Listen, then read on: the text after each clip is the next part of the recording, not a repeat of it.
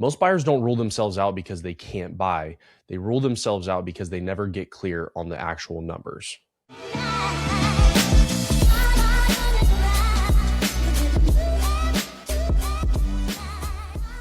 What's going on, everybody? Welcome back to another episode of Closing the Deal. I am one of your hosts, Sam Enright, and today, guys, we are going to be breaking down cash required in order to buy. And of course, I'm joined by my co-host, as always, Zach Dickson.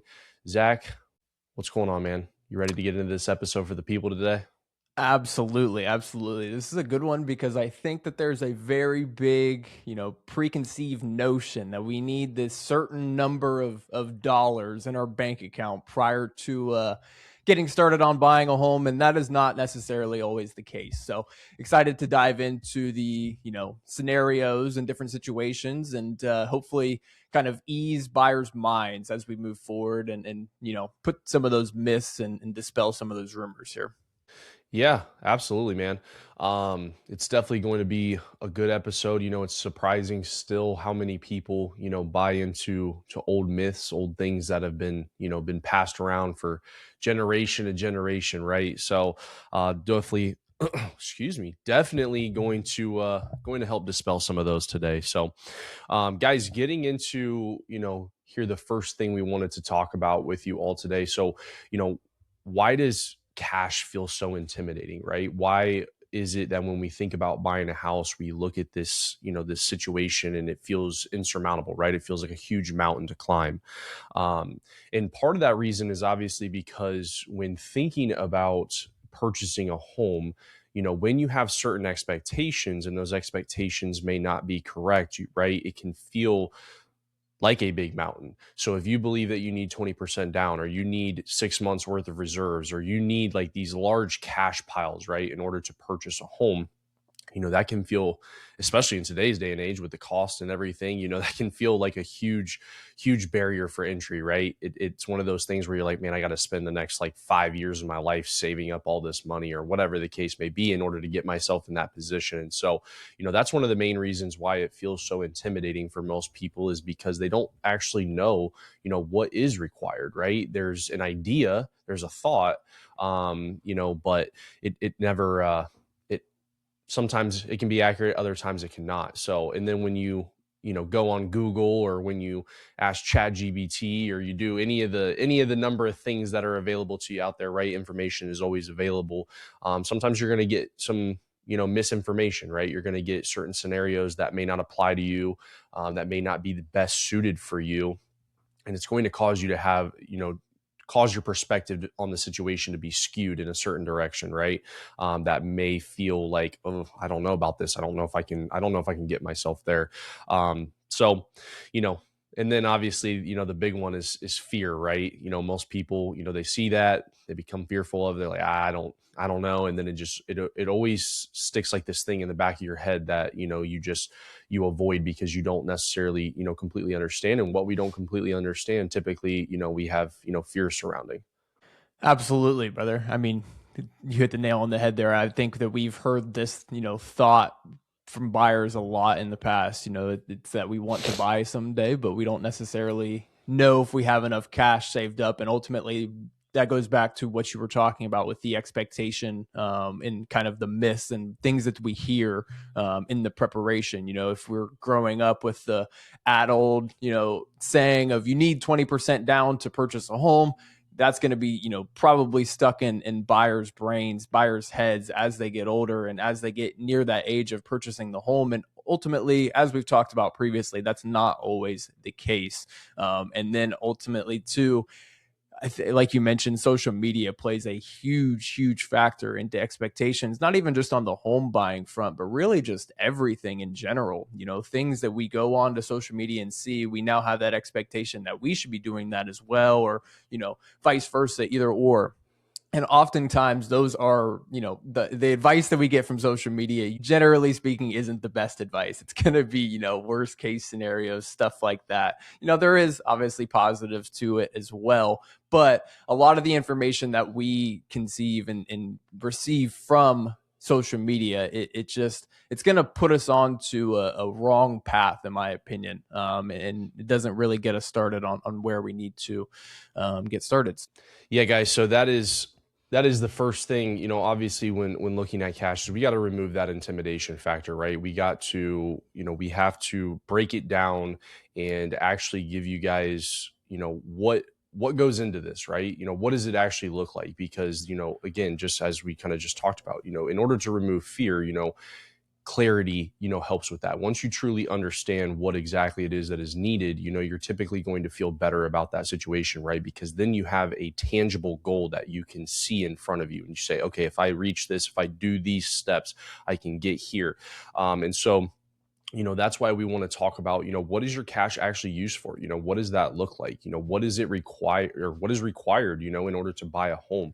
And not only necessarily what's required, but, what is, maybe on, going to put you in a positive position, right? Because there's people that, that'll get off into a tangent. So let's just let's get back in. Obviously, we'll talk about that a little bit more as the podcast goes on. But clearly, the big one that most people are already aware of is down payment, right? That's one of the main things that you're going to have to save cash for in most cases, right? So there are some zero down loans. There are down payment assistance programs, and then obviously most of the loan programs, when you're looking at conventional, when you're looking at FHA, for first time home buyers, they're going to be minimum down payment amounts, right? And they're not going to be 20%.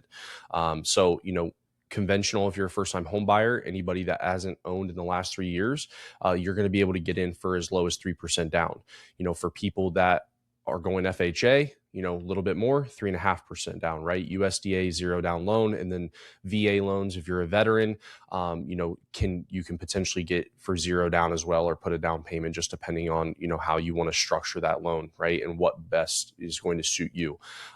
So, that's really the main one that most people, think about, know about, are going to, really hone in on, right? And so, you can kind of start doing the math, it's real simple. Pull out the calculator. You want to buy a $200,000 house, multiply that by 3.5%. And now, okay, I think it's what, 7,500, 7 grand. Yeah, 75. 7 grand.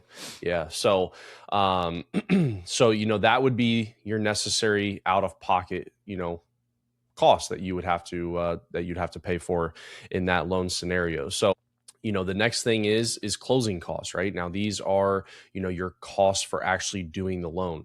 We've dove into this in other episodes, so I'll just graze over them real quick. But, you're going to have your lender fees, obviously, for doing the loan, going through the process, the origination fee, any admin fees, application fees, those sort of things. You're going to have your title company fees, right? So you're going to have a title company who's going to be the middleman on the transaction. They're going to make sure you have clean title going to you, and do a search and make sure that, everything is good with the property on that side of things.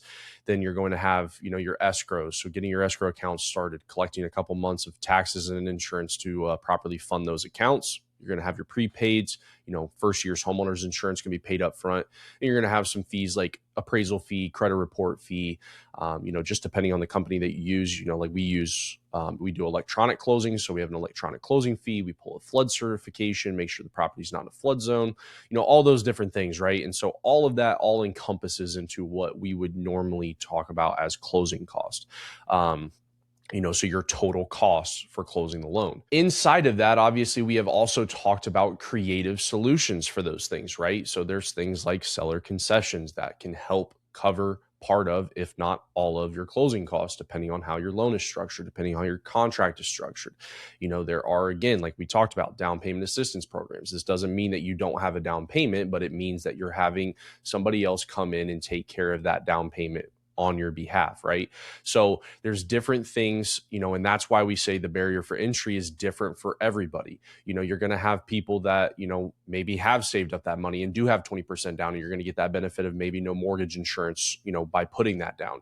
You're going to have people that, need the down payment assistance or want the down payment assistance. You're going to have people that, maybe have their own down payment, but can't cover their closing costs as well. And they want the seller to contribute seller concessions for those. So, it's a whole different array of options out there for you, right? And we do our best to structure that as your individual needs come up. Then there's the other part of it, right? cash can be used for reserves, and reserves are money that's not necessarily needed for the loan. So you're not putting it down at closing, you're not coming out of pocket with it, but it is a show of, hey, I have this amount of money set back in different accounts. These can be, your retirement accounts. These can be just a normal savings account. It can be a checking account. It's any excess funds that you have verified that are over and above what you would need to close, right? And so sometimes, you may need these if you're in maybe a little bit of a higher risk loan profile, and we need a month or two of reserves to show that you have some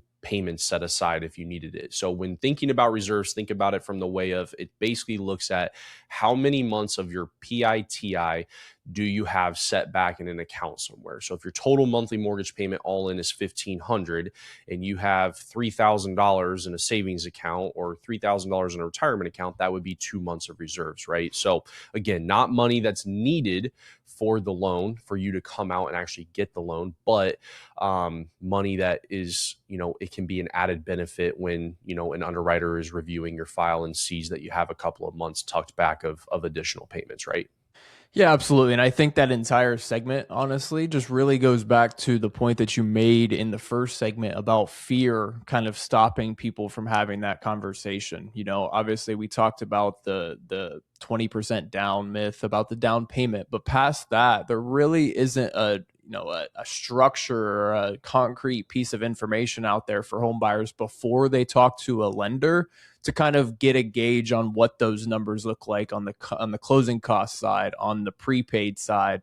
So ultimately, if we have fear stopping us from that conversation, we may not ever know that less than 20% down is possible, or that closing costs are only maybe around 3% of your actual sales price, or what reserves we actually need to have a good chance of having that loan approved or feel comfortable with the mortgage payment as a whole. And so I guess the point I think I'm trying to make with that segment is that fear can stop us from a lot of things. And ultimately, when we don't have that conversation, we don't even open the door to find out what is possible, what opportunities are there for us. And when we don't have that conversation, we're not going to find those things out, may never go through the door to find out what we can do with that. Yeah.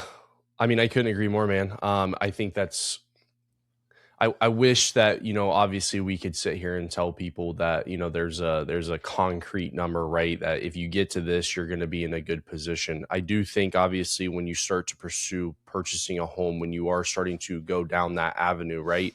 It is smart to have some money. We talked about a 90-day plan in our last episode, right?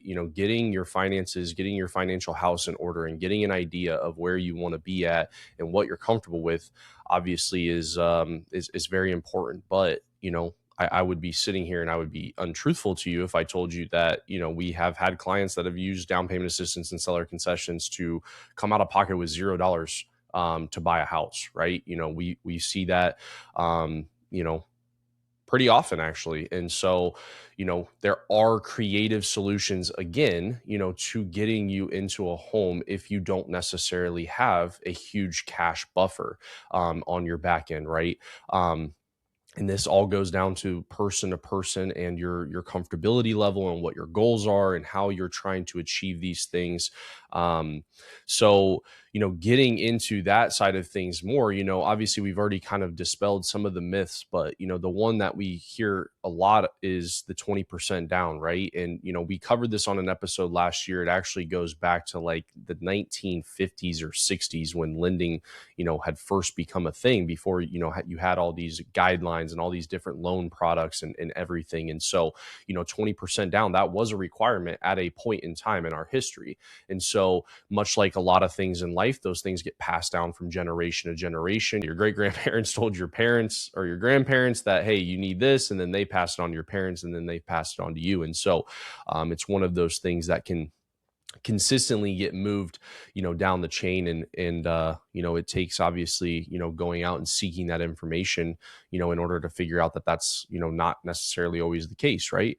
And then another myth is always, we hear a lot about these huge cash buffers, right? That is going to depend on person to person.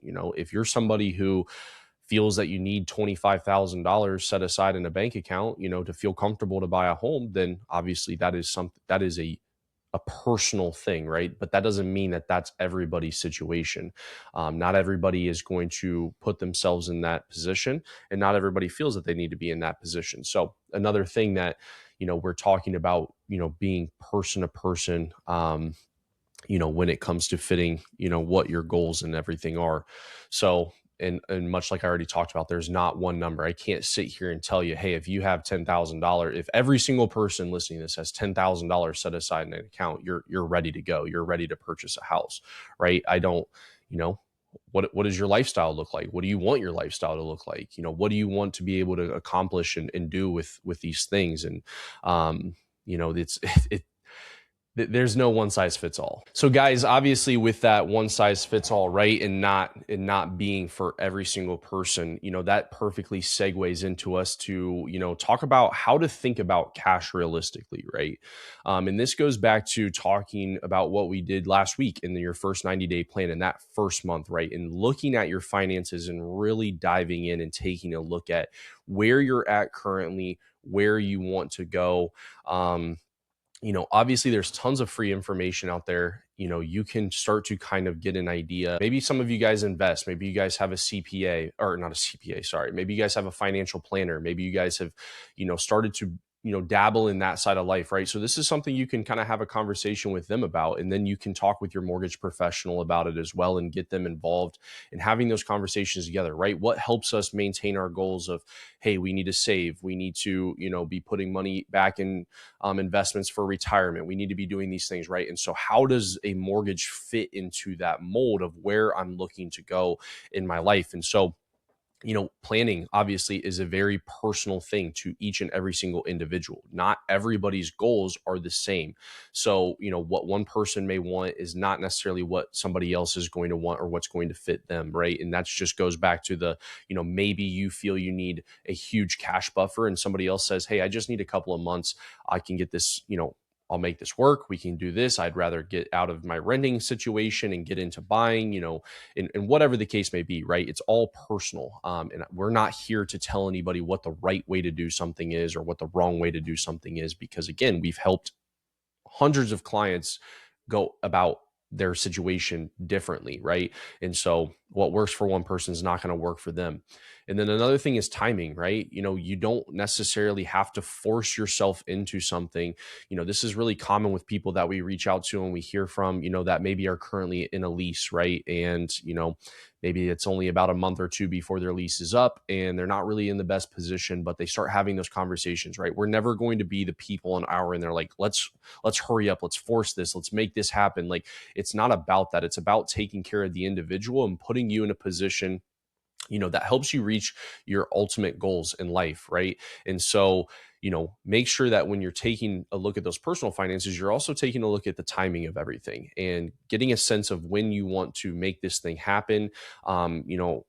Not to get into personal development side of things, but I think it's really important to have those conversations and create a goal, right? It's much easier to go after something once you've created a goal in your mind and you set that, hey, I'm going to re-sign this lease in a year. I'm going to be ready to go. These are the steps I'm going to take from today till this point to be ready to go. I'm going to set back, $100 a month or $500 a month or whatever the case may be to get myself into a position where I feel I'm ready to go, come this time. And so I think that makes things a lot easier for most people is when you actually put these things in front of you, right? And you see it and then you can go and execute on it. So, and that goes into your options as well.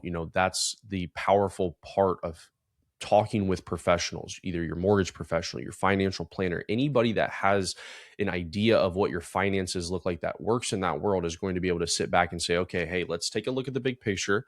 All right, this is what we're trying to do. Here are the options that are best going to suit you, that are best going to fit what you're looking to do. You want to buy a home without impacting your potential retirement? Okay, great. You're allocating this amount of funds a month towards, saving for retirement, putting money into an investment accounts, that sort of thing. We need to keep your budget around this. Here's how we're going to be able to do it to help you out. And I know we're obviously getting into payment and not necessarily cash, but it all flows into the same thing, right? and then using that cash that you've set back, right? Because we have people that will withdraw from retirement accounts. We have people that will withdraw from savings accounts and all these different, sources of funds. And obviously you want to make sure that before you do that, that you've sat down and you've looked at what that overall impact from doing that will do and what your plan is to get it back to the position it was, or whatever your goals are, right? So, I think it's really just about being honest with yourself, sitting down, looking yourself in the mirror, and having those honest conversations about, okay, this is where I'm at, this is where I want to go, how do I get here, who do I need to communicate with in order to reach these goals, who can help me get an idea of, okay, this is what I'm looking to do, can you help me put that onto paper and show me what that looks like if I want to buy a house, so on and so forth. Yeah, so I mean, great points there. Honestly, I mean, we've talked about it previously with just planning. Ultimately, when you plan something out, the chances of success by doing that plan are increased exponentially. When you just go into a situation and you have no plan and you're just winging it, usually the outcome, it may surprise you, but more than likely will not. Usually does not turn out at the very possible best that it could, in that scenario. And obviously, home buying is a good example of that. We need to have that conversation. We can't have fear to begin with, to have that conversation on how much money we need, or what the budget looks like and what we feel comfortable with, or what we can afford as a whole. And ultimately, planning, it doesn't equal committing. It's not going to lock us into this specific plan set in stone 100%, but it allows us to look at the situation from a couple of different lenses and ultimately make a decision that fits us best and fits you very best. Because like you talked about in the previous segments, one situation is different for another person as it is the other. So ultimately,